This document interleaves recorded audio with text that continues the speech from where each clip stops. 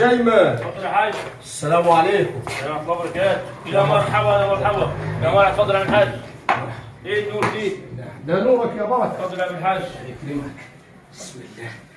ايه يا عم دي؟ حاجة بسيطة كده. لازم تدعم نفسك كده. الله يكرمك، تعبك راحة. ما حصلت الولد يا عم الحاج. يخليك. احنا جايين يا سيدي عشان ما نطولش عليك. اتفضل. طالبين القرب ان شاء الله. طالبين الغرب. في اختكم.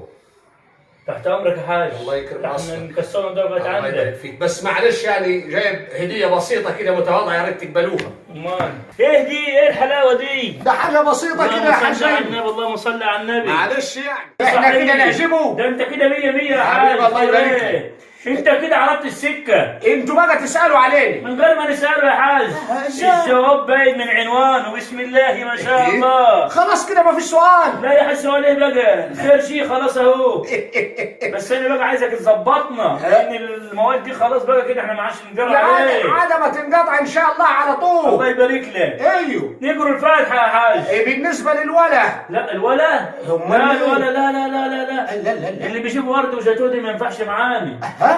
عليا ما عليا، ما حد ياخدها الا انت. اني؟ ايوه. ازاي يا عم الحاج؟ يا عم الحاج اللي يعرف السكه هو اللي يعرف يستاهل يناسبني، لكن بتاع الجاتوه والورد دي ما ينفعش معاني. يعني كده ما فيش ناس. الله لك ما ياخدش. خلاص الامر لله. الفتحة. الفاتحه يا عم الحاج. بسم الله الرحمن الرحيم. زرغات يا اولاد.